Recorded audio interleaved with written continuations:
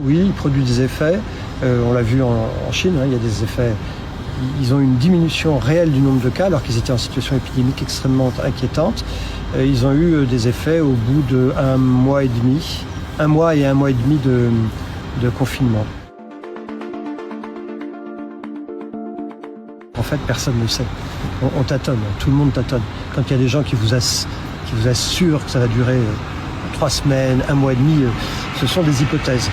On peut penser, je dirais 15 jours, ça sera évidemment insuffisant. Peut-être qu'1 mois ou 1 mois et demi, c'est plus raisonnable.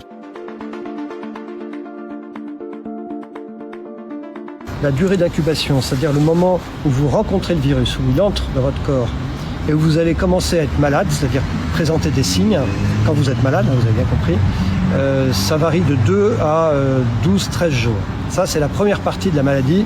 Vous ne savez pas que vous êtes malade, parce que le virus est dans votre organisme et commence à faire son petit travail de sape.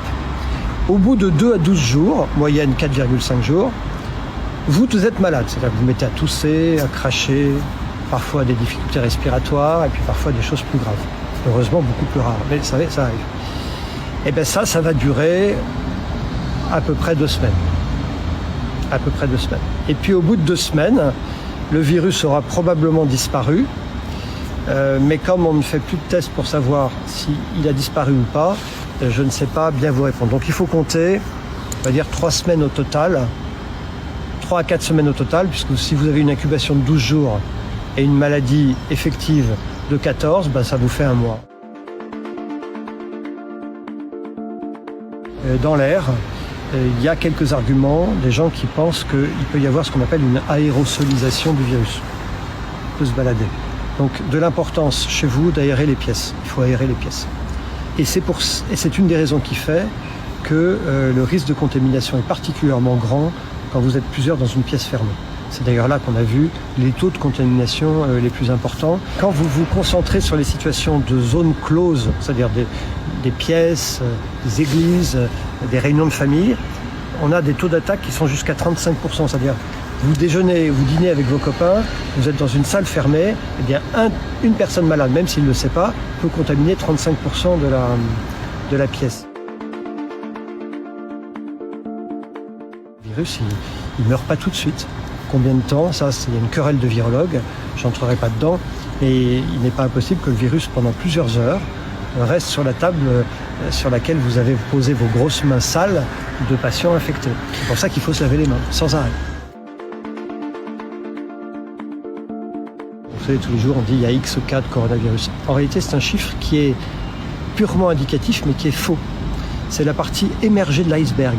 Parce que, pour 2 raisons. D'abord, on ne teste pas tout le monde. Et la deuxième raison, c'est que la moitié des patients sont asymptomatiques.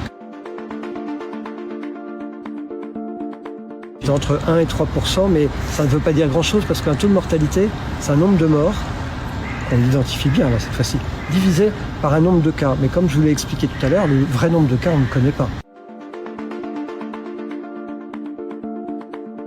Il est vrai il va y avoir des patients jeunes de 20 ans qui vont développer des formes graves de réanimation. C'est une certitude. Mais ça va rester la minorité quand même.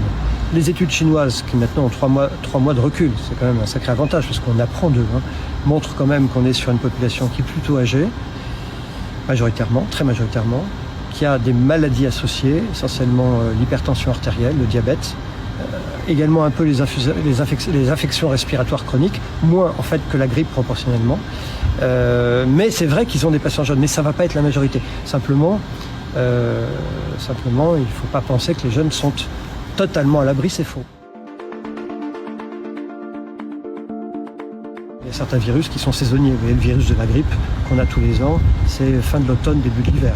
Puis après, il disparaît.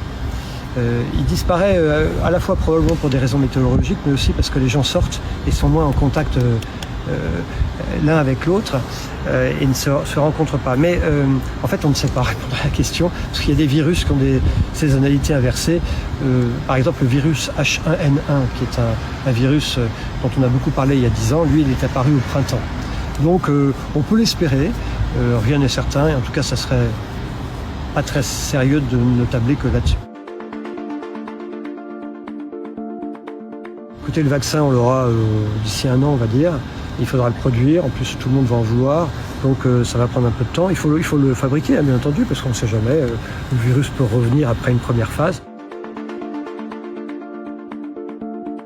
Sortez pas de chez vous. Limitez vos interactions sociales. Ne dormez pas dans la même chambre que quelqu'un qui est potentiellement malade.